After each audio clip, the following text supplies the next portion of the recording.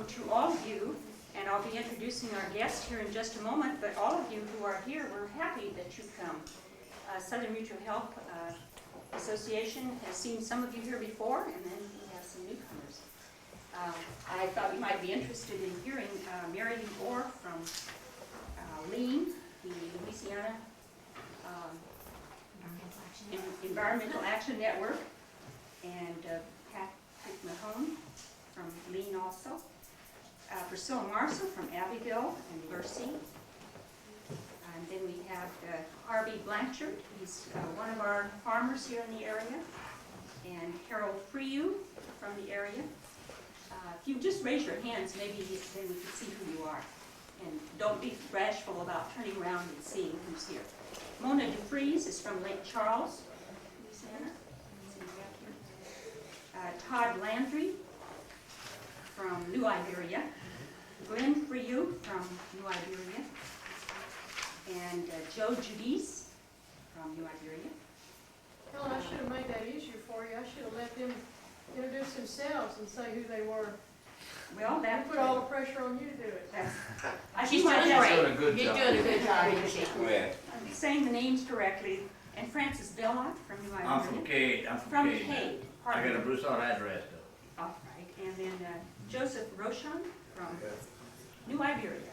Back by the door here. Harvey and Maxine Lachelet from New Iberia. Dee Sorrell from Jeanneret. And I believe we had some other people come in, but I haven't seen them yet. We have Valerie Coulor. She's back here. Staff of Southern Mutual Health. Lucy Marceau is the staff member. And our director is Sister Ann Catherine Bazalian. She's back here. And assistant director, Lorna Borg, disappeared. And myself, I'm Helen Bin. And today we have with us from Washington, D.C. based office, a man who has been working in the area of safe use of pesticides for many, many years. I know as far back as 1970s. And the evolution took him into what is now known as the National Coalition Against Misuse of Pesticides.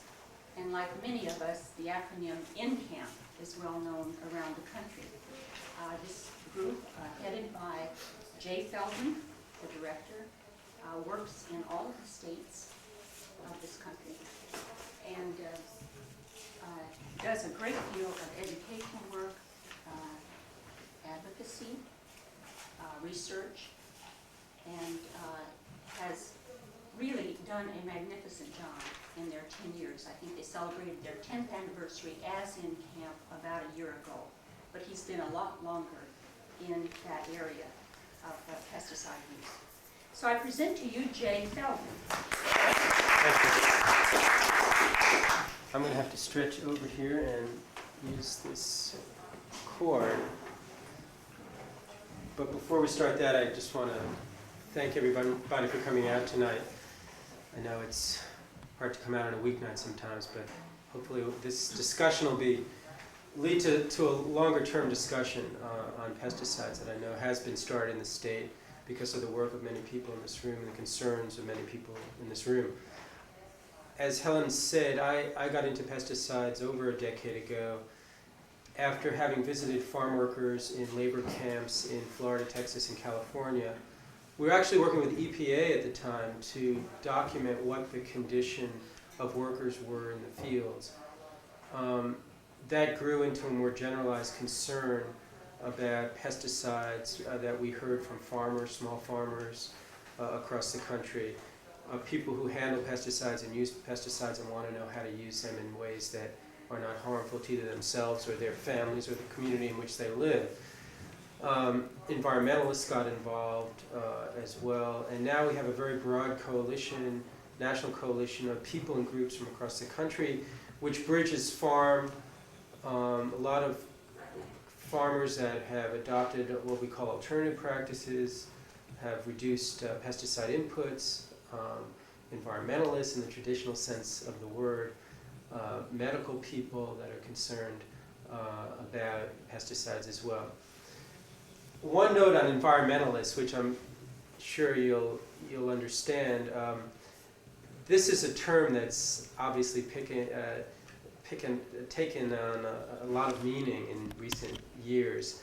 And I was interested to learn recently when the League of Conservation Voters, which is a political action committee for candidates running for office, surveyed the population at large. They found that upwards of 80% or more of the people surveyed in the general public consider themselves environmentalists. So I suspect that's reflected in this room as well, that most of you all consider yourselves environmentalists. And I think that's what we have in common in this room. What we have to figure out is how we get there, and what is an environmental program, what is an environmental lifestyle, how do we do things that are protective of human health and the environment. What I wanted to do tonight was to start with a relatively short slideshow to give you our perspective on how we address the pesticide issue. For those of you that haven't been exposed to sort of the environmental cut or view of this issue, it hopefully will be enlightening. For those who have, I suggested to you as an approach for educating the general public on pesticides and sort of bridging a lot of different issues in the community. So why don't we just start, if you wouldn't mind turning on the slide projector, I'd appreciate it. In the back there's a button. Great, thank you. Can everyone see? I just like to put my biases out front, especially for an audience like this. This is a picture of a gutted building and someone going into the 7th floor of the EPA building and saying, can anyone tell me where the enforcement section is? And there's nothing there. Sometimes, for those of us that have been working on the pesticide issue, it seems like we're dealing with regulatory offices, whether it's state offices or federal offices, that are not adequately responding to concerns that are voiced by people in the community. Either they don't have adequate staff or what have you, and this is supposed to be a depiction of that. The universe of what we're dealing with here are about 2 million pounds of pesticides a year, and this is sort of how it breaks down. We traditionally talk about pesticides as conventional pesticides. On the right side of that pie chart, the blank, the right side, the blank part. Conventional being the agricultural, the industrial, the home and garden. You can see within the context of that, the overwhelming volume is really an agricultural use. Home and garden comes in at the bottom.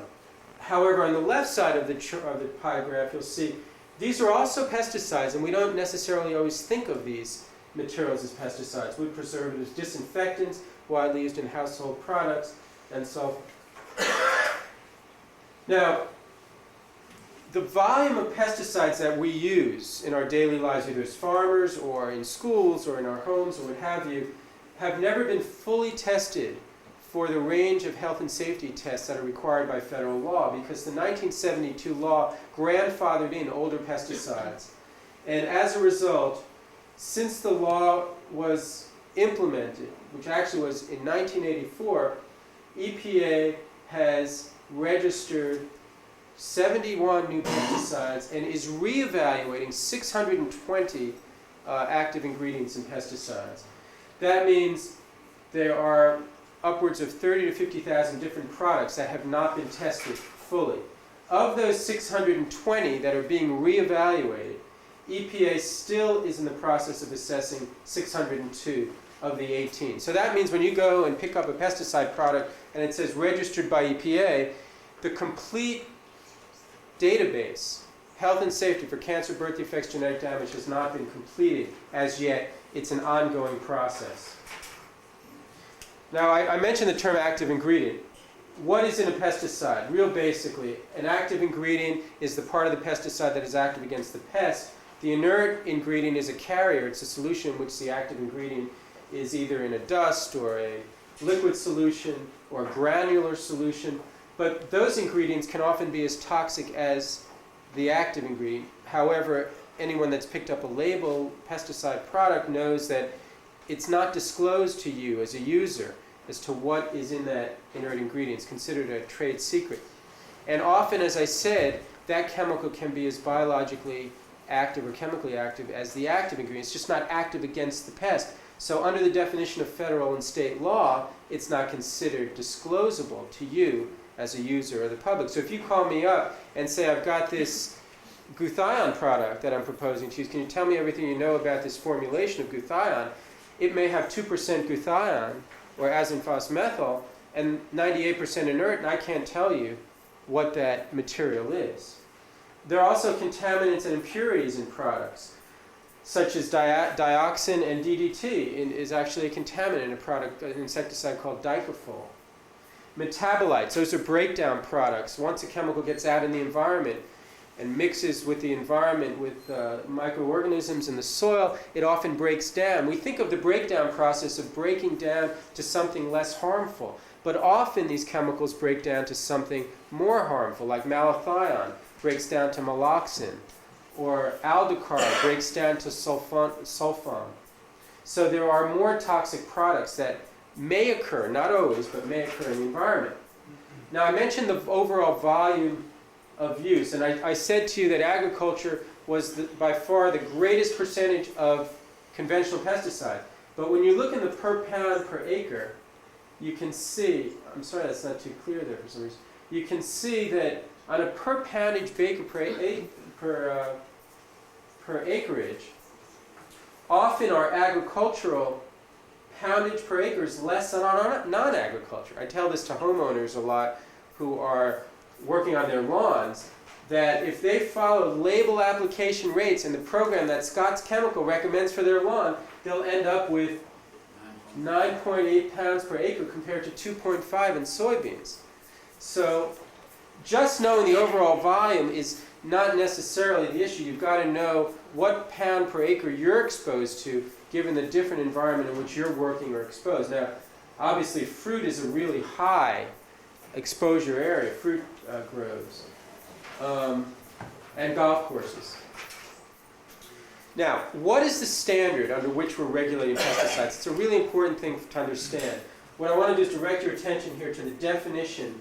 This is the standard that the state of Louisiana adopts by virtue of accepting the federal pesticide law, and that is called an unreasonable adverse effect standard, which means that EPA weighs the risks and the benefits of a pesticide, taking into account any unreasonable risk to man and the environment, taking into account economic, social, and environmental costs and benefits of the use of the pesticide. So you have to remember this as we go through the rest of this talk.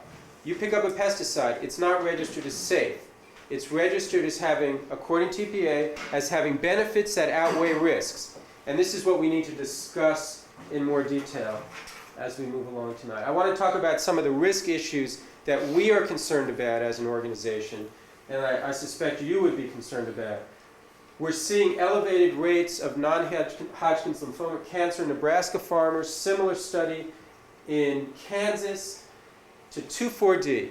We don't do many studies like this, unfortunately. This is an epidemiological study. It was done by the National Cancer Institute a couple of years ago. We don't fund, they're very expensive, and the government simply doesn't fund that many studies like this. But this is one that is troubling. Where we do collect data on exposure and poisoning, most states do not. The state of California does. We're seeing trends over time, starting back from the 70s, where there's increased reports of poisoning by doctors. Where we begin to test for pesticides in groundwater, we're seeing more pesticides in groundwater. Now, what happens when EPA finds that someone was harmed by a pesticide, or that there were 750,000 fish killed in a state like Louisiana? How does that information get plugged in so that EPA can better regulate that material, that toxic material? Well, according to the GAO, the system that EPA uses to do that is not working. The adverse effects data. If Mrs. Jones calls up from Baton Rouge about being in an office building and having an adverse effect, the same effect that Mrs. White had in Denver, Colorado, that data isn't collected and it's not used. In some cases, it's the best data we could have, as an indicator as to whether our regulatory system is working. If farmers feel dizzy when they handle the material, or they're showing that their wells are getting contaminated, that's some of the best data we could ever have to better regulate pesticides. And EPA, according to the GAO, does not have an adequate system in place to collect that information. At the same time that this is going on, we have what some of the farmers in the room are aware of, I'm sure, is something called an emergency exemption program. Section 18 of FIFRA, the Federal Insecticide, Fungicide, and Rodenticide Act. This is what farmers rely on when the pesticides that are available on the market are simply not doing the job. They're finding they're not working. So typically the farmers work with the state to identify another pesticide that may not be registered for that use, to get an exemption from registration for that use. That means the full field studies haven't been done on acceptable residues in particular. Now, the most disturbing thing about this that we really have to look at is that the trends are going up. They went up in the first 2 years of the Reagan administration, obviously very political, and then went back down when President Reagan brought Mr. Ruckelshaus back to head the EPA up. And now they've been inching up. They've gone up 100% from the low in '85, which you'll note is really about the same rate it was in 1978. I want you to remember this because this is indicative of a problem that we have to deal with when we get to the question of benefits of pesticides. That is, the pesticides on the market are often not doing the job that farmers need them to do. They're looking for alternative materials, and they're getting pesticides that may not be registered for those uses. I haven't tracked these too closely in Louisiana, but I know this is a national trend, and I believe that it's the same in Louisiana. I'll skip that for now. I just want to go real quickly through some slides to give you a sense of the enormity of the issues we're dealing with. We took the list of the 34 most commonly used chemicals on lawn and gardens, and we just looked at whether they had data for cancer, birth defects, reproductive effects, neurotoxicity, kidney and liver damage, etc., etc. And I want you to look at the subtotals. In the insecticide area, 2 are known to cause cancer, and you can go down that list. I really want to draw your attention to the total of the 34.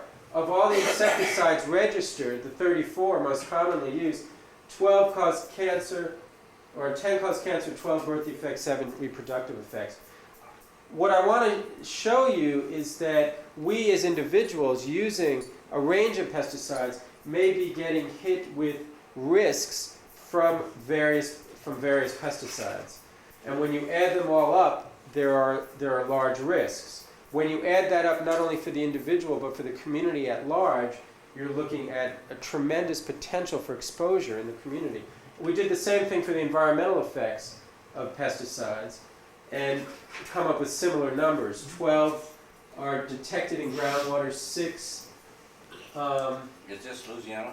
no, this is national. 11, I'm sorry. I think 11 is the 6, but I can't remember what that is. Oh. Beneficial, I can't even see that. So only, you were saying a while ago, only 12 had cancer and Yeah, 12 of 34, right, correct. 34 people or 34? 34 chemicals. Of the 34 widely used chemicals, which represents about 95% of all of those used in lawn care, 95% of body. That's in the whole United States? Yes. Per capita, what is that?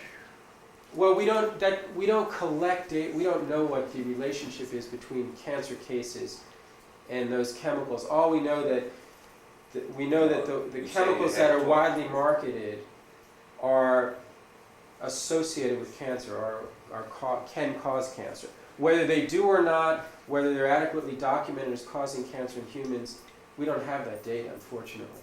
We know they cause cancer in laboratory animals. We don't have data on humans. So, Well, where you get the 12 at? from laboratory animal studies. I should mention that all this data on cancer and neurotoxic effects and birth It's not defects, actual people you're talking right, about. is taken from laboratory studies.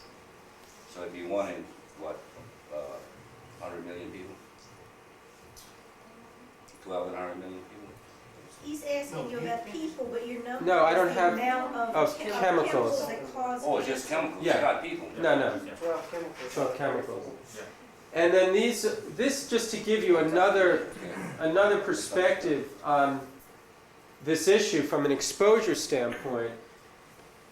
12 chemicals known to cause cancer are registered for use on apples, 10 on tomatoes, 13 on potatoes.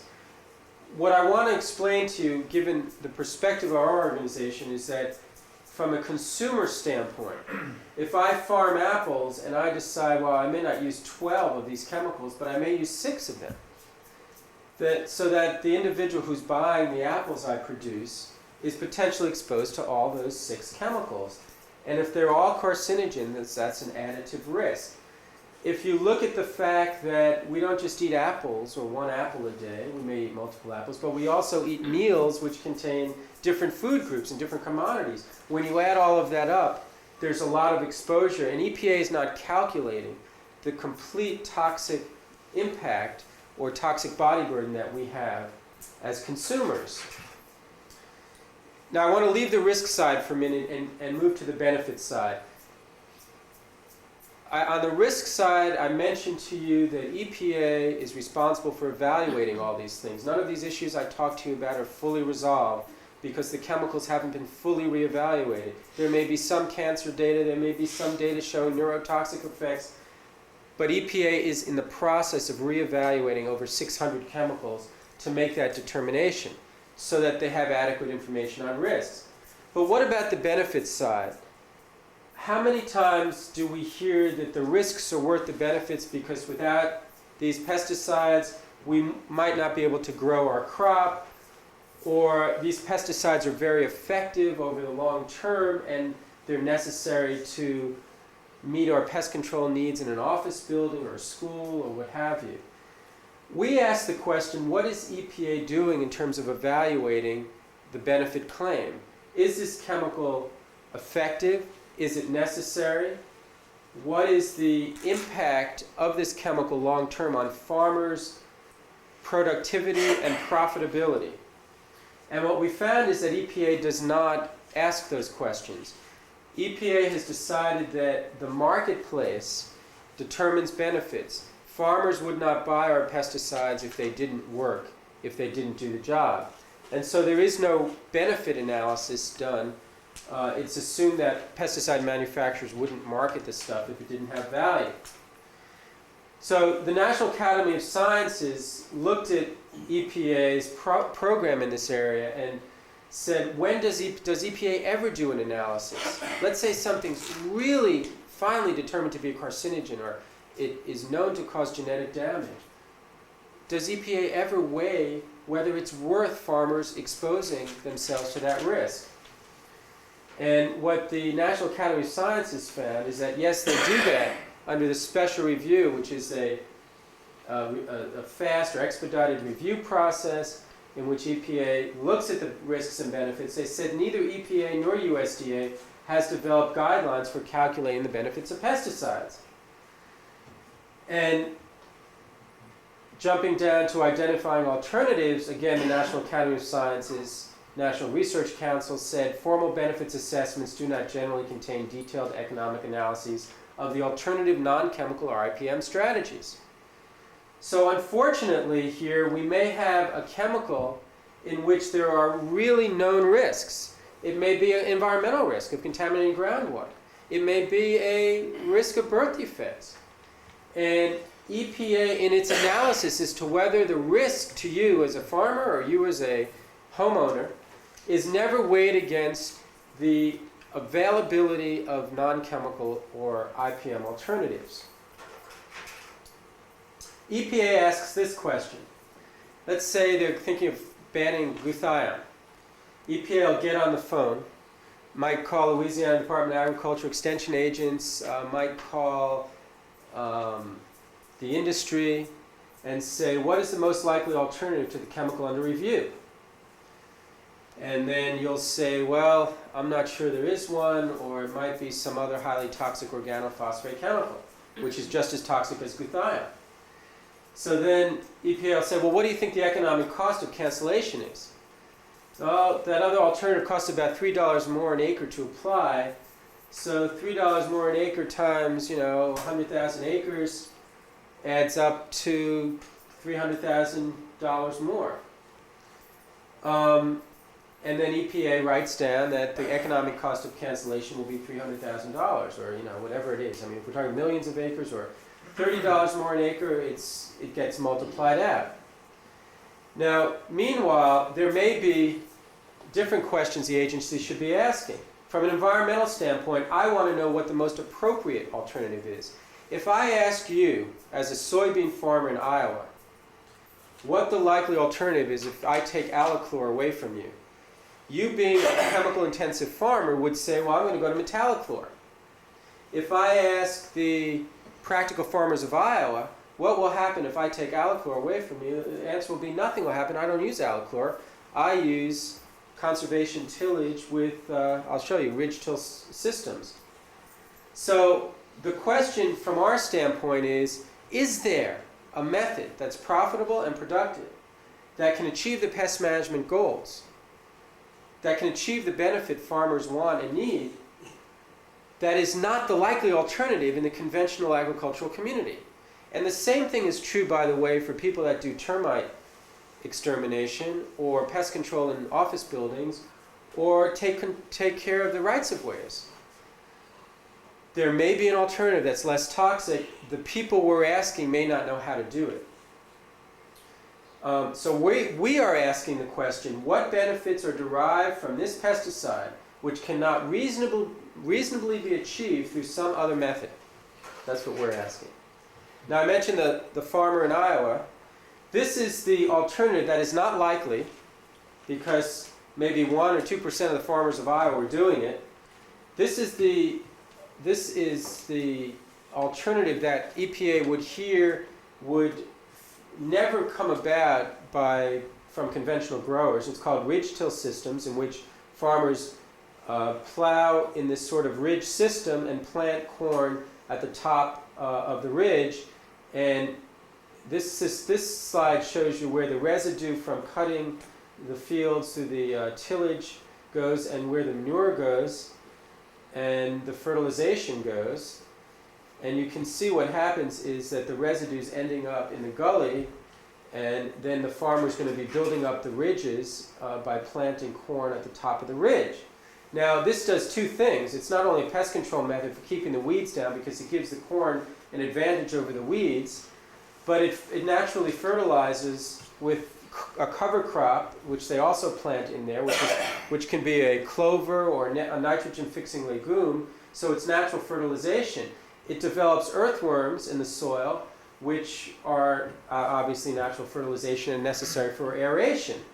So this is a method that's been adopted by practical farmers of Iowa, and what they're experiencing with this method are competitive yields to conventional corn and soybean producers. Now remember, this is not the likely alternative in Iowa, because this doesn't represent what the industry, the Iowa Corn Board, is doing as an industry.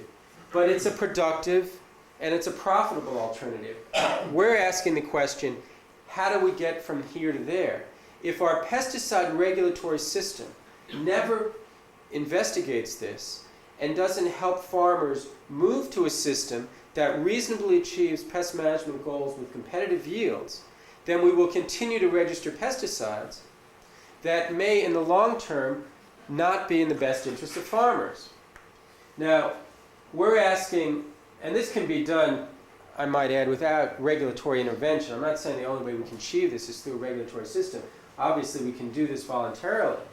We're saying we need to take a systems approach, especially when we identify hazardous pesticides or hazardous materials that are contaminating the groundwater and hurting people that use it or eat the food that's produced from it. We need to consider cultural practices on the farm. We need to consider crop choices. We need to consider off-farm inputs such as natural enemies and least toxic products. We need to consider secondary pest infestations. Are we seeing aphid problems that were not problems before because we're killing off the beneficial aphids and another pest is coming in to replace it? Do we have problems with pollination? Are we seeing pesticide resist or pest resistance? And then later we're going to talk about cradle-to-grave considerations, which are concerns about what happens when we produce the chemical, transport it, store it, and dispose of it. On the point of resistance, this slide I talked about an issue that EPA should address on behalf of farmers or anyone that does pest control. Point number 4, pest resistance. EPA doesn't look at it. Look at all the chemicals we've used historically in the lifetime of since World War II. Arsenicals showed resistance after 60 years, DDT after 7, dieldrin 3, endrin 1, carbaryl 4, glutathione 5. Some of them, Fosmet, we're seeing resistance in the same year that it was marketed. But the bottom line here is the newer pesticides are showing resistance in very short time frames. That means the efficacy of that product, the benefit derived from using it, goes down over time. That has to be plugged into a benefits analysis to determine for the user whether the risks that we are suffering as a community or the risks that the users are suffering are worth the benefits. This is what we recommend we look at the community level and at the regulatory level. We're saying we need to take a prevention-oriented system approach to this whole issue. We need to look at the crop and strain choice suitable for local conditions. We need to look at cultural practices such as rotation. We need to look at heterogeneous cropping systems, that is, rotating different crops, cover cropping, things like ridge-till, providing food and habitat for beneficial insects, improving organic matter, time planting harvest dates to prevent outbreaks. If we're not looking at every one of these elements and determining whether we can answer these questions, then we're not engaged in an adequate benefits analysis, either on behalf of the farmers or on behalf of the people in the community we want to protect. Now, the right side here is what I would call the existing approach, the treatment-oriented system. We look at crop and strains to maximize production. That's the only issue we look at, maximizing production. We've decided that continuous cropping is the way to go, so that's all we consider. Continuous cropping is the norm. Monoculture farming is the norm, so that's all we consider. Fallow-till fields, chemical no-till is the way it's done. So remember, when that question is asked, what is the likely alternative, these are all the systems that are assumed to be in place. This is the convention. Clean fields by using herbicides. You clean those fields off with the herbicides. Low organic matter, loss of topsoil, less so with no-till, chemical no-till, less loss of topsoil. Pest resurgent and secondary pest outbreaks. It's just accepted. It's a fact of life with treatment-oriented systems. We've got to reach a balance between these two systems. I'm not saying we have to scrap the treatment-oriented system overnight. I'm saying we need to move toward asking these preventive questions so that in year 5, we've prepared and we've answered, we've done the research, we've helped with the conversion, we've assisted people so that they can get off of the pesticide treadmill. Otherwise, we'll always be trying to catch up with what's known, as you are familiar with, the pesticide treadmill and the resistance and secondary outbreaks. We'll always be devoid of natural fertilization. We'll have aeration problems. Our soil health will deteriorate over time.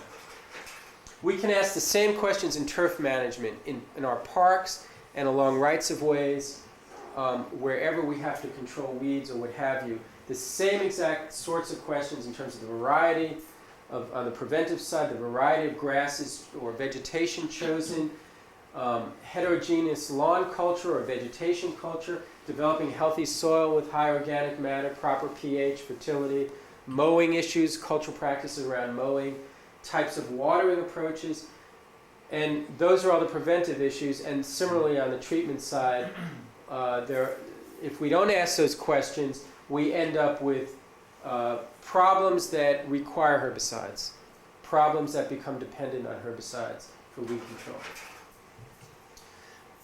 This is what I want to leave you with. The problems that we identify around use are no longer the only problems that we have to be concerned about. We may actually lose access to pesticides, not because of use issues, but because of production issues, because of transportation disposal issues. If you can't transport metamsodium safely down the coast of California, then you can't provide that pesticide as an end product or as available to be used. If the process of producing that pesticide is so dangerous, then we're not going to have access to that product. If the transportation process is not safe, we're not going to have access. If we don't have adequate storage means, if the way we mix and load the material, if the exposure to the workers is unsafe, and if the disposal mechanism, if there's a disposal mechanism that is considered to be harmful, then all our discussion about use is a moot point. Because if we don't have a means of disposing of it, then ultimately we're not going to have access to it. We, as a community of environmentalists concerned about the impact we're having on the earth, not only in our own community, but in the world at large, we read about ozone, the problem with the ozone layer. Similarly with pesticides, we have a global problem in terms of potential contamination and harm. And if we don't answer these questions, cradle to grave questions at the front end, before we make the decision to make these materials available, then we're going to ultimately suffer from hazards that may be in the community, affect us, but may actually sometimes be outside our community. People in Iowa don't suffer like the people of Louisiana do on issues related to production facilities or even disposal issues. And so the link is being made more and more on these issues, and it's something we advocate. This is a cradle-to-grave issue. It's a transportation issue. It's an issue that has to be factored in as a possibility when we do a risk-benefit analysis. And these issues are not factored in. What does this cost? What does this cost in terms of hazmat? What does it cost in terms of accidents? These issues are not now factored in to the risk-benefit calculation.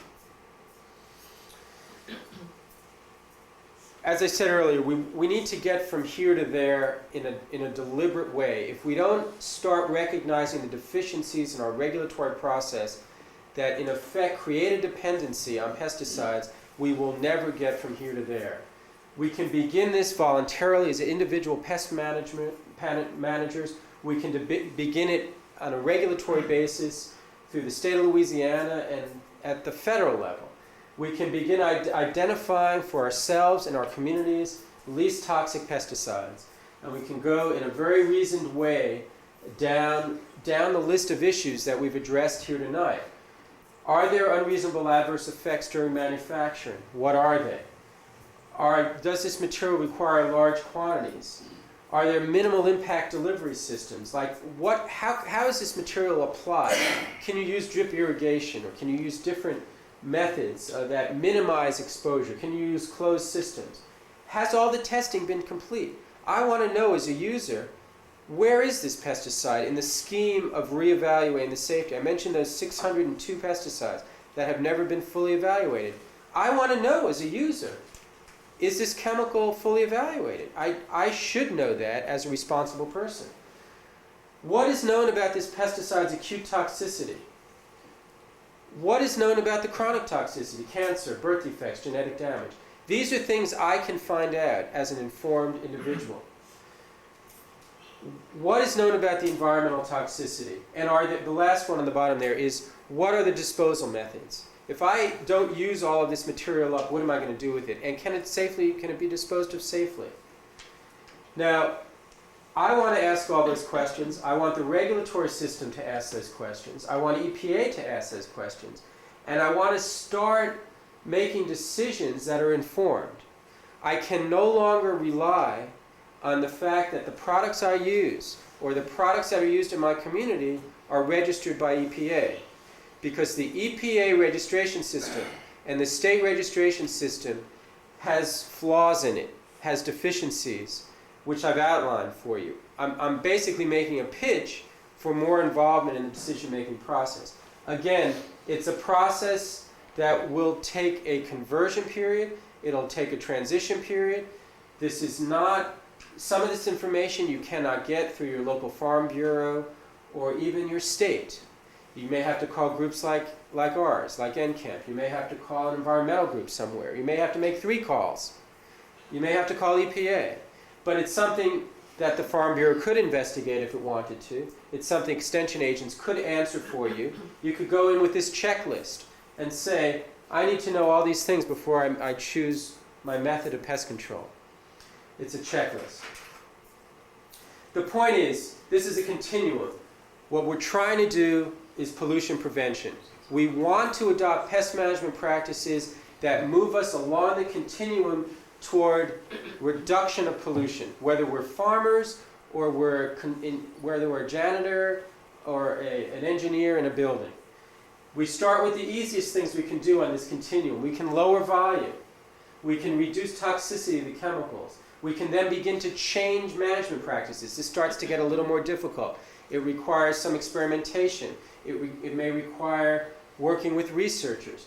Then we need to move toward working with marketing and market practices and developing awareness throughout our trade associations and with consumers as to why we're doing things the way we're doing. Consumers say they will pay more for organically produced food. But it's not just going to happen overnight. Farmers and consumers need to work together to develop this understanding so that we can move through this continuum in as fast a manner as we would like. We have a series of recommendations that are regulatory. The bottom line of all of this is we need to do a better job for all of us that are concerned about pest control to ask these questions in the risk-benefit calculation. EPA should analyze benefits relative to the least toxic best alternative. EPA should analyze pesticide benefits before registering a pesticide. You, as a buyer of a pesticide product, should not have to decide before you even try this pesticide whether it will work or do what you want it to. You shouldn't have to decide from year 1 to year 2 whether there will be resistance. How can you know the answer to that question? That should all be tested before you make your pest management choice. EPA should consult with experts in the field of alternatives. During the benefits assessment process, adequate data must be collected on efficacy, secondary pest infestations, development of resistance. All chemicals registered for particular use should be examined as a group so that we're not in a situation where we're looking at metallochlor and allochlor, and when we cancel allochlor, the pesticide that's left is just as dangerous as the pesticide that was canceled. What good does that do? We have to look at the pest problem. If it's a weed in soybeans, if it's a weed in corn, if it's a weed in cane, we need to look at that crop and look at the group of chemicals used or available for control of that situation and the group of management techniques that are available as the alternative. The bottom line is, if we're going to get to pollution prevention, EPA has to get technology forcing. It has to say to us, we want to work with you and we want to help you make the transition to the alternative, whatever that might be. And that's the end of that part. We as an organization... You want to cut it off here? Yeah, please, thank you. Fan on, please. If you could push it up one button and leave the fan on, it'll One button. extend the life of the bulb. I know I'm raising some controversial issues, but they're issues I think that we as a community have to address head on. I'm not blaming anyone for the situation we're in today in terms of some of our, what I would consider overdependence on pesticide, but we're in a situation now where the demands on the chemical industry are such, coming from public pressure and regulatory circles, that if we don't start to make plans for a transition on this continuum that I mentioned, that people are going to be faced with serious economic dislocation, serious economic harm, because the pressure is building to reduce access to these sorts of materials. this is a pitch to work together on some of these issues and find a How many of solution. these issues do you think the farmers in Iberia Parish are like? How many? Yeah, how many of them? You think all of them? I think no. I think farmers have thought about most of these questions Well, just looking at those, I don't see any of them that they haven't thought about, that we haven't been doing, that trying. haven't been doing. Well, that's good. And what we're saying is we need to move to the alternative, to the non-chemical alternative on that continuum as, as push as hard as we can to move to the non-chemical. One thing farmers have done really well in the last decade is embrace this idea of integrated pest management. That is, you monitor for pests and you may do some trapping to determine what your populations are. We've done away with, for the most part, spraying by the calendar, which is something that we We've been did doing that for years ago. So in the last decade, this IPM approach has become accepted. What I'm saying is we need to get further down the line with that, because as you can see from the volume slides and from the poisoning slides and from the slides on effects to farmers who use pesticides, those numbers are still going up. So if those numbers are still going up and the pollution in terms of groundwater contamination is still going up, that means we have to push harder on bringing the use down. We've made some very good steps in the last The decade. farm is not going to continually go up. It's going I'm sorry? The farm is not going to continually go up. It's going to start to come down. What you're going to do with the people that wants to eat. Well, as I said, with some of the data that's coming in, and there isn't a lot of data, the PFI, Practical Farmers of Iowa, showed that they were competitive with conventional yields in Iowa. And in fact, 10-year period? no, that was a 3-year period. Well, It was 85 to 89, I think their data is. And competitive, but their profitability is higher because they've lowered input costs. So they're actually making more money than their neighbors. And you're right, we need better data, we need more data, I'm not saying that. if you could show me that tomorrow morning, I'd start it tomorrow morning. Right, and we need to show you that, and I think But you can't our go in that research direction and start going downhill. our research institutions need to I be think doing that, and I that's- think some of them are moving in that I direction. think LSU and the Extension Service doing a terrific job here in Louisiana. All I'm saying is that the data over the last 10 years on groundwater contamination, on poisoning, on residues on food are not showing significant progress, despite the fact that we have brought down, to some extent, through IPM pesticide use. We haven't brought it down enough. We need to identify non-chemical alternatives. My belief here is that the regulatory system that's regulating pesticides is not doing enough to do that, to move us in that direction. They're asking the wrong questions, and ultimately they're not working on behalf of farmers or any other pesticide managers.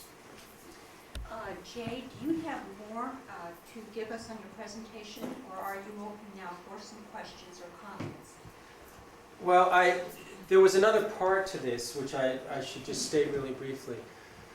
We believe that some of these questions may or may not be addressed at the state level. And as a result, we think it's appropriate to have some of these discussions at the community level, at the parish level, or at the county level in other states. We have differing geographies, what have you, in different areas of states.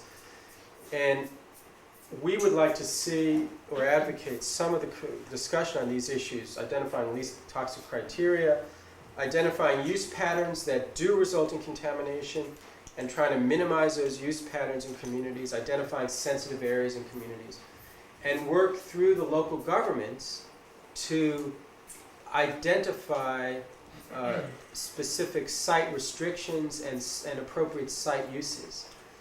Louisiana state law doesn't necessarily allow for that right now, as many of you may know.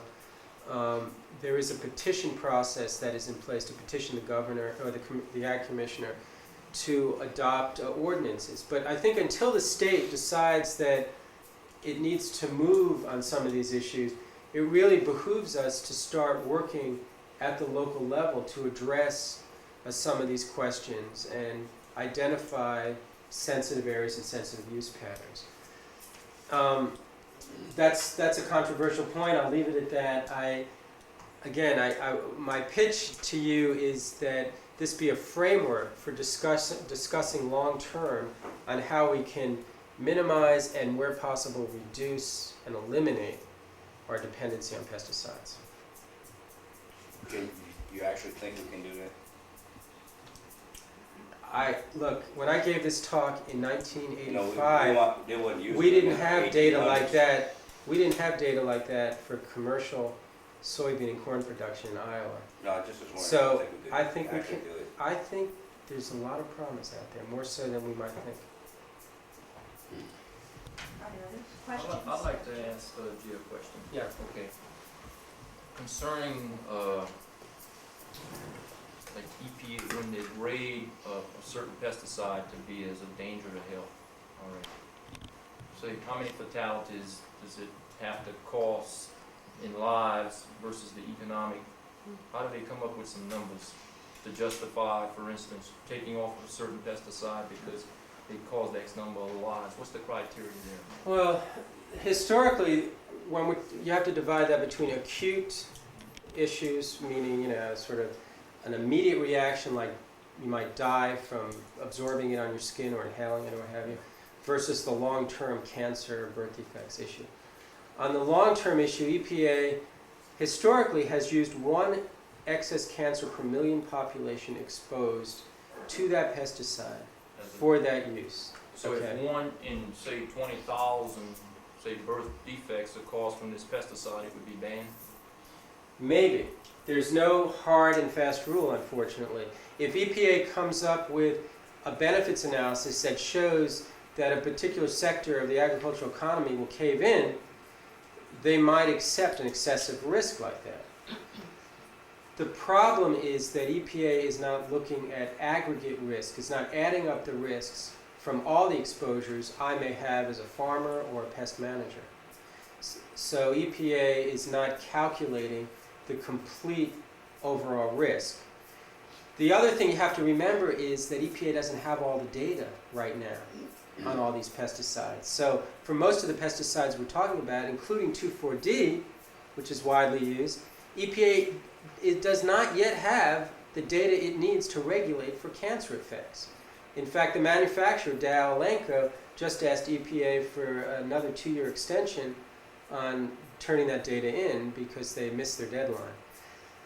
So it's complicated. The other, let me revert back here now to the acute issue, the question of, say, immediate death. EPA makes certain assumptions, and that is that there's complete compliance with the label, that workers wear equipment that's required on the label, that people stay out of the fields. I think it was 24 hours, or is 24 hours on glutathione for re-entry into the field. And adopt all the label practices on calibration of the material. And we know that there is not strict label compliance all the time with all those restrictions and requirements. EPA does not factor in reasonable misuse or what could be considered to be expected misuse in its calculations. It's assumed that there's 100% perfect label compliance, which is, we know in the community, isn't true. The point I was bringing up, if, let's say, 1 in 20,000 pregnant women have a miscarriage because of a certain item, in your opinion, would you classify that as a danger? A serious risk? Right. Yeah, I would consider that serious, especially in light of the fact that that's one of, I mentioned, out of 34 widely used chemicals in lawn, there was about 12 associated with birth defects and or You would genetic consider damage. that- So when you multiply that out by all the pesticides, That would be a serious threat. I would consider that serious. Why isn't aspartame regulated better, NutraSweet? Because EPA, they don't have data like that. Well, that's the track record. Well, they don't consider that based on their studies. As I read What I'm this- saying is that there's a multiplier effect here. Are you using one pesticide on your land? How many pesticides do you use in any one? different multiple. crops. We don't know the synergistic. We don't know what happens when pesticides mix together, whether there's a synergistic effect. The point with pesticides is that if there's a reasonable alternative that represents a less risk, by God, we should be ensuring that we're moving in that direction. And the system we have in place now is not doing that. It's not ensuring that we move in that direction. Because what happens is when EPA looks at a chemical that has high risk, the lobbyists, the chemical industry or agrochemical lobbyists descend on EPA in force and defend the chemical, basically. We're not talking about what is best pest management.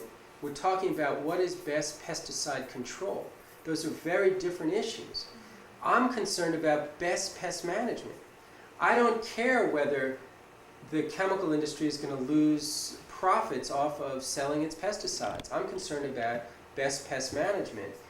And the law should be concerned about ensuring that farmers have access and know of the best pest management. And the system in place now doesn't ensure you of that fact. What you've got in place may work for you. It may have been working for you. You may see slight problems that you're willing to put up with as a result of using them. We don't know what the impact will be long term on health and the environment, or on secondary pest infestations or resistance. And there are so many uncertainties in that process that we think we should do a much better job of moving toward the least toxic, identifying that least toxic alternative and moving toward it. Well, any animal's gonna have resistance to any chemical you put on it sooner or later in its lifetime, even a human. Oh, we haven't shown that in humans yet. Maybe we haven't gone through enough Yeah, generations Well, and yeah, enough allergies will mutations. change from 5 years to 10 years down the road to change allergies, and that's the same water. Yes, sir. We get all our recommendations from the extension service. Right. What is your department doing towards giving us the information through the extension service? Working with the university? Well, and you've heard of the LISA program. We actually helped write that act back in 1983, the Low Input Sustainable Ag Program, which was an attempt to say that the institutions that are out there giving farmers information should be investing in researching alternatives. We didn't have a program that was specifically targeted toward that. We were talking earlier before the meeting about trying to get all the research dollars that are out there for agriculture invested in this approach. You know, the country of Sweden decided, given all the problems they were having with groundwater contamination, in 1985 that by 1990 they would cut pesticide use by 50%. And they did it. And now they, in last year, adopted a law that said they're going to cut it by another 50%. Just a national goal, 50% cut. But at the same time, they offered subsidies to farmers to help them make that transition. We haven't made that commitment yet in this country, and we need to. That's what we should be lobbying for. Instead of lobbying to retain the chemicals, we should be saying, we agree, we'd like to phase them out. We have to invest in the future. Help us develop those alternatives. You know, we're doing a real good job in the United States. I'm just wondering what the rest of the world's doing. The rest of the world, I mean, some countries I mean, like our Sweden. food product doesn't just come from the United States. Right, Most of your fruits come from overseas. right. You're raising another issue which I didn't address, which is You know, we the importing of How regulated are those, G? not very well regulated. The situation is not very good, and that's something I think farmers and consumers have been working on for a long time, you can't to be make sure that harsh too long. the way we regulate farmers here should be the same as the food that's grown overseas and brought in here, or especially to the south of here. And we don't do that. And even the legislation that's coming out of the Senate Agriculture Committee will not ensure the same standards. It'll assume the same residue standards for imported food and domestically grown food, but it won't ensure the same environmental and worker standards.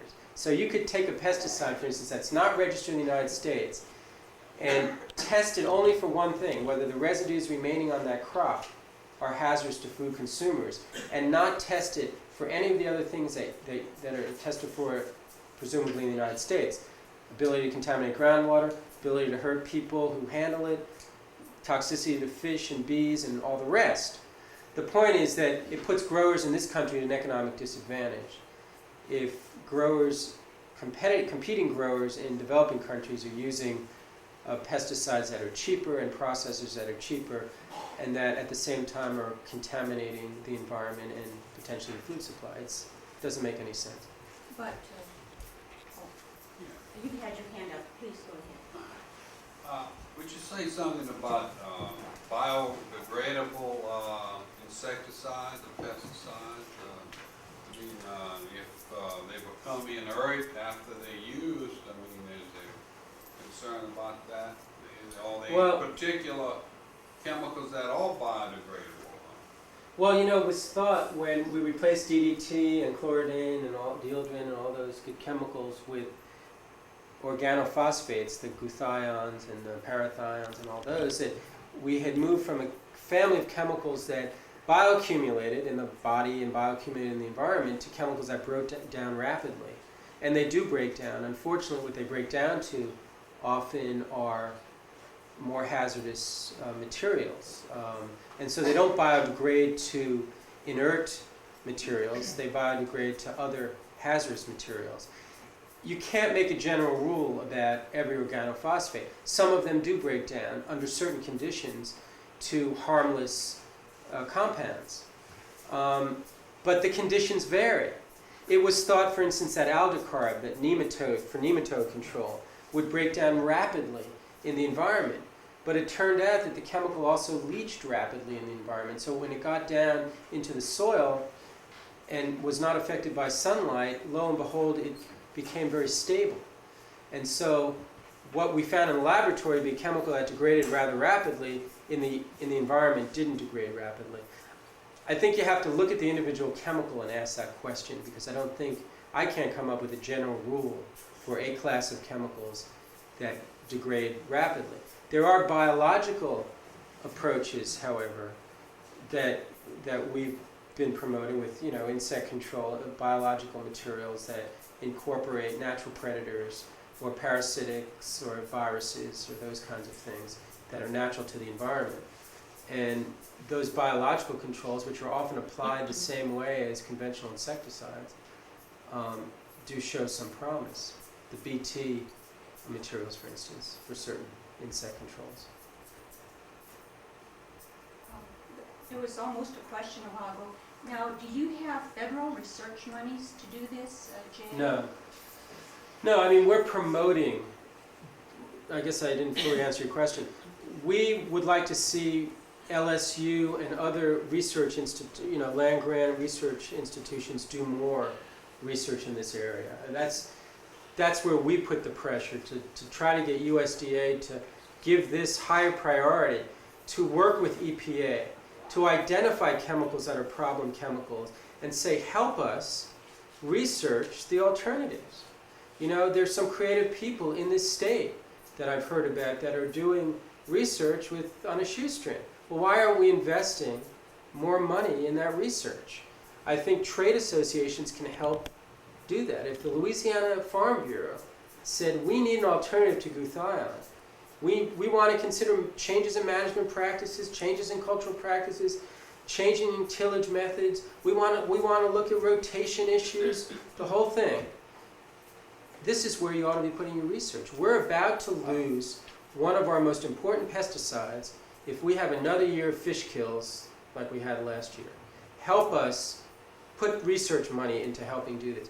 The pressure has to come from down here, from this county, from this parish, and from every other parish in the country. That's what trade associations, I believe, should be doing for farmers.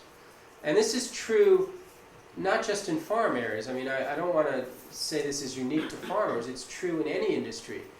One of the most encouraging things that I've seen recently is this PFI data from Iowa, and also the fact that chemical lawn care companies are coming to us and saying, we want to offer an organic service. Whereas 3 years ago, they would fight us and say, there's no way we could sell an organic service. It won't work. And we, laid out the issues. Mowing height, fertilization, proper pH, choice, variety of grass strains, all those issues. And now the 6th largest chemical lawn care company in the country is adopting this approach, and ChemLawn is adopting this approach. Virtually every piece of literature you pick up now from these chemical lawn care companies talks about cultural practices You can't have a healthy lawn just with chemicals, and you can't have a healthy farm just with chemicals. So You know, I think you're wrong about, LSU's been working in that area for so long. You know, cultural practices have gone down from doing it 8 times to 4 Right. times. I mean, they show you graphs where it's been done.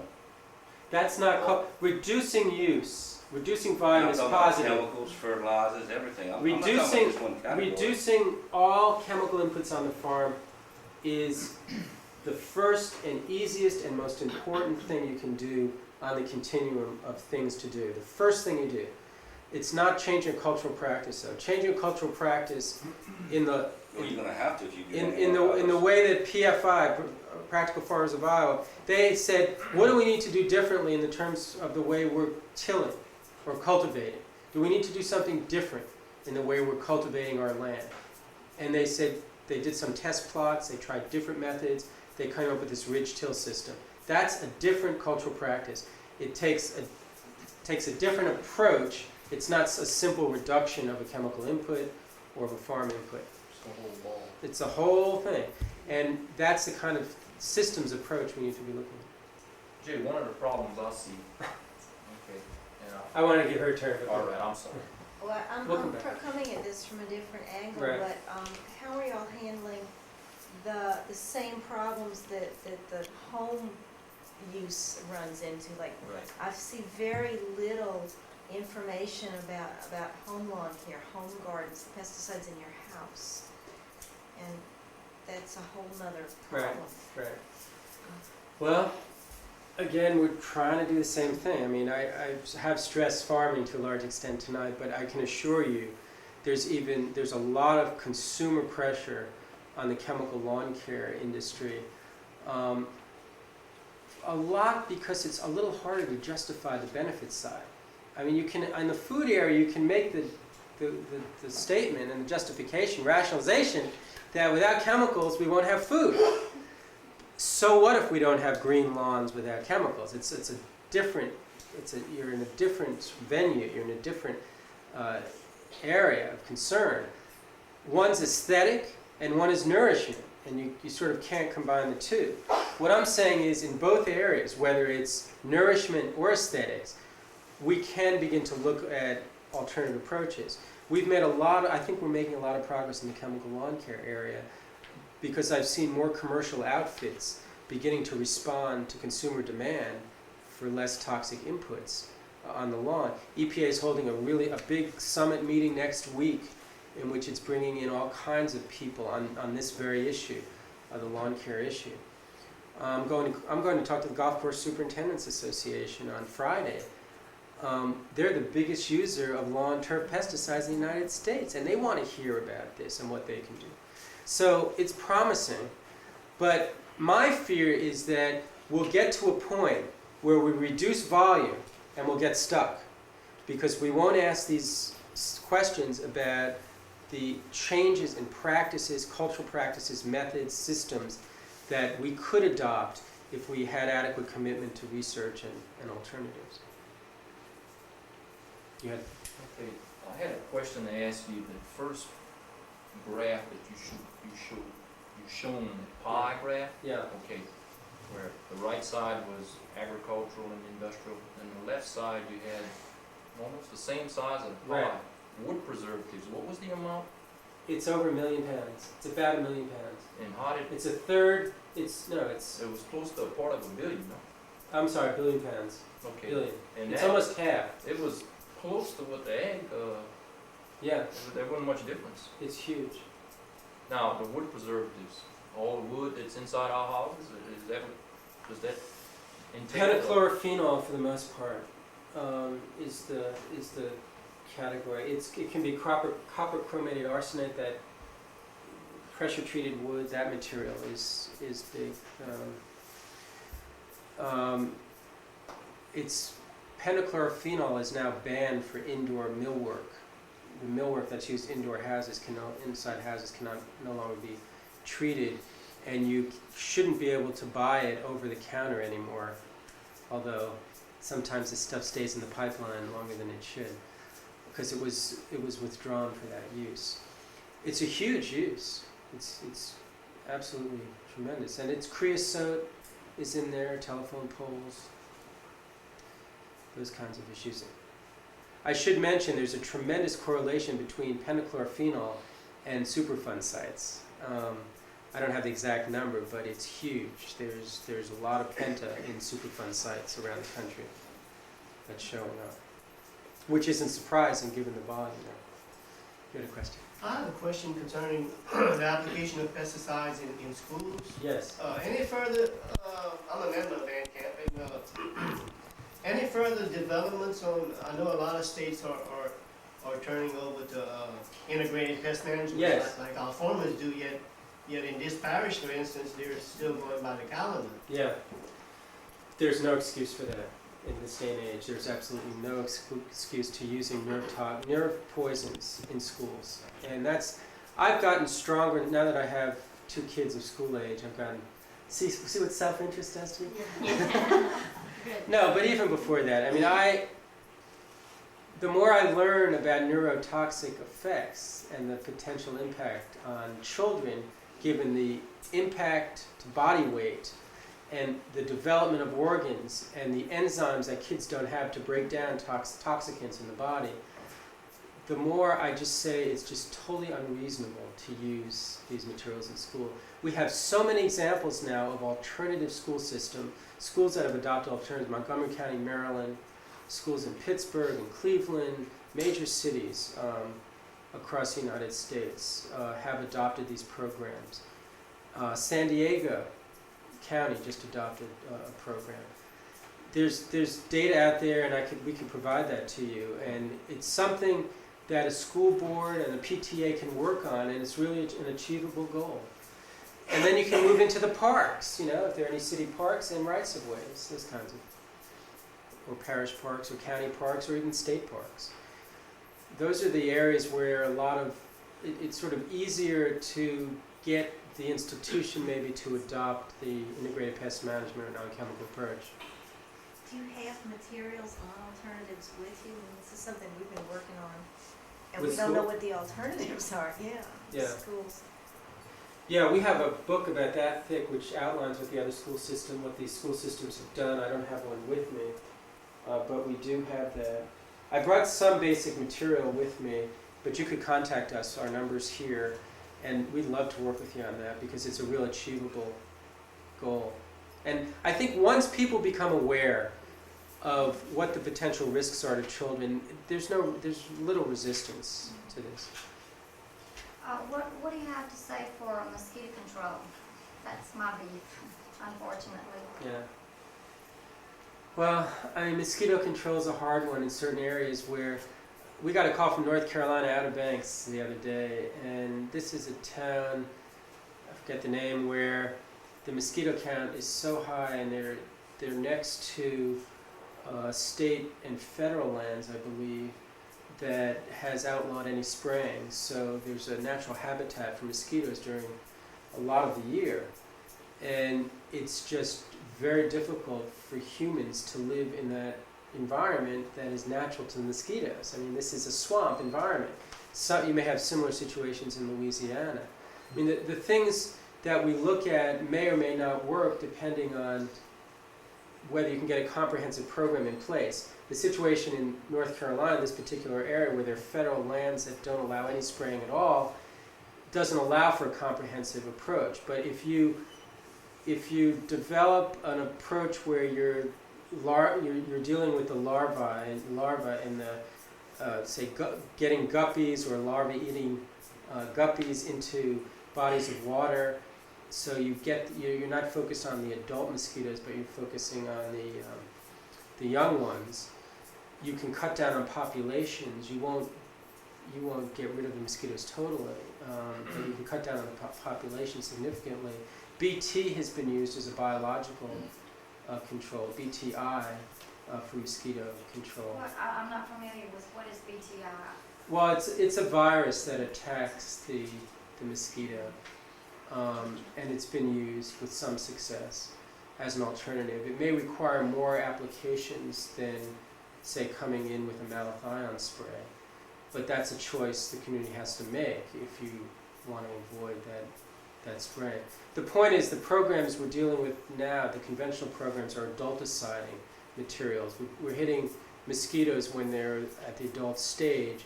An integrated pest management approach would try to get the mosquitoes under control at the larva stage, and thereby reducing the counts to an acceptable level. Trapping obviously has to go on. Some trapping can work to keep populations down, and counts have to be taken before you even use a biological to keep the mosquitoes down. I don't know, has anyone else had any experience with mosquito control here? It's a hard one, especially if you can't get a comprehensive approach throughout the state, probably, in this kind of state with all these bodies of water. It's very hard to, without a statewide comprehensive approach to control. You know, in other states, say Midwestern states, there are all kinds of issues that come up, like poor drainage around homes where you get gutters that are filled up, or standing pots and standing bodies of water. And literally, those standing bodies of water are a focus of a lot of the mosquito control problems that they have in that town. But in a state like Louisiana, where obviously you can't drain and you can't dry out, you've got to deal with a larger program. Again, there may be research that's needed here, but focusing on adulticiding is not the answer.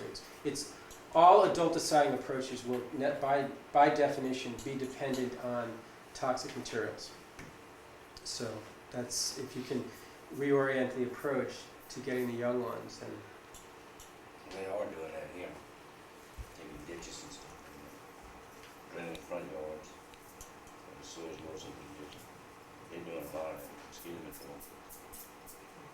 They're also spraying on a clockwork Well, they have schedule. to. You can't do it all just by doing that type of work.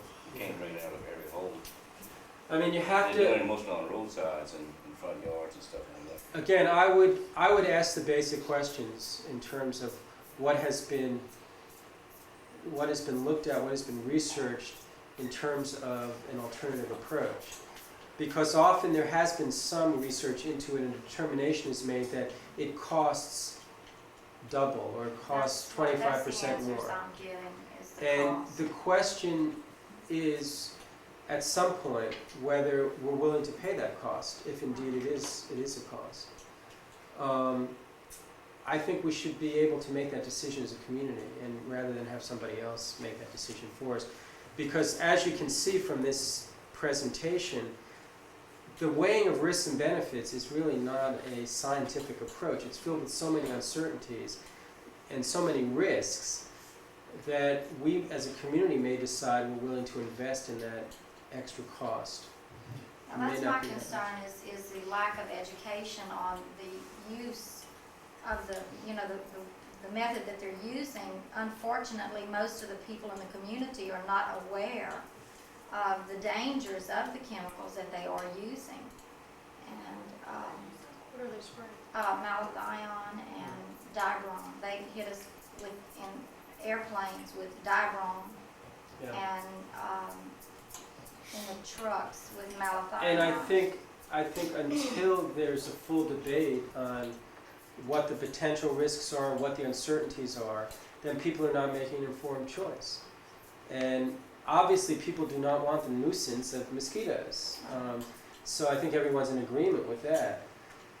Although I must say that as people become more aware of the risks associated with a chemical intensive approach, maybe their threshold for nuisance may go up a notch. They may allow in their own lives a little more nuisance. They may be willing to wear long sleeves during periods in which they, in the past, weren't willing to do that. I mean, I would send my kid off to school in a light long sleeve shirt and long pants rather than put chemicals on his skin. The very chemicals that I was told when I first looked into this back in the late 70s, early 80s were safe, R11, and now has been banned by EPA. I mean, so as these things go through the reevaluation process, you know, here people have been using this stuff for a decade or more, and EPA finally decides it's not safe. But people were putting it directly on skin. It was being absorbed by kids and Well, pregnant. in reference to misuse, today I was at a workshop for mosquito control that the Department of Ag and LSU Extension Service were there coordinating this, and I talked to several men that were there that were not certified that have been applying these pesticides. And the law is that any applicator has to be a certified applicator before they apply. And many of these men were there today getting certified. Yeah. Yeah. Certification and training is something that can always be improved. We need to do more of it. We need to do a better job. We need to make sure that anyone that handles a pesticide is fully trained and people aren't operating under the supervision of trained people. That's really critical in this whole scheme. But don't forget that a dangerous pesticide in the hands of a trained individual means hazard and harm potential down the road. So just improving the training and the certification label compliance does not necessarily mean that the use will be acceptable and free of the risks that we want to avoid. Well, and then too, today what I found very discouraging was that there was very little emphasis placed on the hazards of the chemical, other than they're hazardous. That was about as far as they went with it. Yeah. Quote unquote, this is hazardous, this is dangerous. But as far as really going into the health effects that these chemicals can cause and relating that to these men that are going to be applying it, there was very little education on, in reference to that. Right. That, I think you're characterizing the kind of training that occurs nationwide, and I think we need to improve that. My belief is that people should be informed, they should know what they're doing, they have a right to know, but so do people in the community. These should be large community decisions. Yes? You think that would make any difference? We got sprayed with a big heavy dose of 2,4-D by a pilot, supposed to be one of the best that was on probation. Now, don't tell me he didn't know better. The man had two violations. Yeah. I think we've grown up in a chemical, this chemical age has evolved. Some of us in the room haven't grown up in it, but this chemical dependency that, especially among people that have used it for a long time, there's a sense that I've used it and I haven't been harmed. And so there's not this great sense of harm associated with the work he does. I'm not concerned I don't think about myself. I'm 70 years old, but I'm concerned about what 3 young boys, my daughter-in-law was sitting on the porch, 3 months pregnant, and my wife, all there in the yard, and it was like a fog. There's no excuse for that. I mean, one of the biggest problems with pesticides. 200-year-old oak trees and everything. I wish somebody would come now and look at them. There's just no excuse, and it's the kind of situation that goes on. EPA knows it goes on. The states that regulate pesticides know these situations go on, and they're not controlled for. There's no excuse for something like that. One of the biggest problems with the way we regulate pesticides is we make certain assumptions that pesticides don't drift, that the people that handle them are in full compliance with every label direction, that people that apply them have their equipment fully calibrated and are in full control. And we know that those assumptions are simply not correct. And unless we have better control over how these chemicals are used, we really shouldn't be using them. I follow you there because I'm not against the sugarcane farmers. They had a rough time 3 years ago. Yeah. I'm not against them at all for what they're doing to protect themselves. But I'm blaming the pilot for what he done. Now he might have been the best, but I don't believe he was all that when he done. He had to be good to rub the branches of 200-year-old oak trees. The kid was having a blast watching him. Yeah. And the valves were open all the time he circled, killed everything for about maybe 500 yards past the cane patch. I'm 70 feet from the cane patch. Yeah. How far they have to stay from you, from your home? I wanted to say that the kind of thing you're raising, I believe, should be addressed at the community level. And the state of Louisiana, at the community level, has done this before. I mean, here's a copy of a 1980 Hammond Vindicator, in which, I don't know if anybody in the room remembers State Senator Elwin Nicholson, who was riding down the road in back of a truck and got stuck behind State Highway Department spray trucks. And he then suffered symptoms of organophosphate poisoning. He introduced a bill to prohibit the use of defoliants or herbicides on any state-owned land or rights of way by state agencies or employees. That's how mad he was. And over the years in Louisiana, there have been local discussions on this whole question. Here's a 1981 article, Local Poison Fight Forces New State Regulations. I don't know if any of you remember that back in the early 80s, Livingston Parish and Jefferson Parish and some others adopted buffer zones in their communities. So like around your home, there would have been a buffer zone. And then after that occurred, the state came in and preempted, took away the local authority by state law and gave the Ag Commissioner the authority to veto the parish law.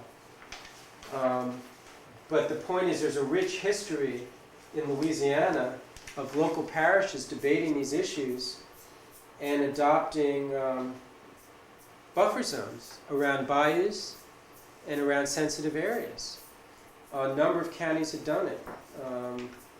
This is only one example, Livingston Parish. Here, 3 years prior to 1981, so what is that, 78? Tammany Parish, is that how you pronounce it? Tammany. Became the first in the state to pass a protective local ordinance, surpassing the chemical industry and its friends in state government. I mean, so there have been a number of parishes that have gotten involved in trying to protect from those situations occurring in the future. And I would suggest that we try to do that again. I wanted to remind you that it is Okay. 8:30, and are you going to be available for questions? Oh, yeah. If people wish to stay. Sure. I heard the Pesticide Control Board meetings go at 3 o'clock in the morning, so I'm ready to hang out. Well, I want to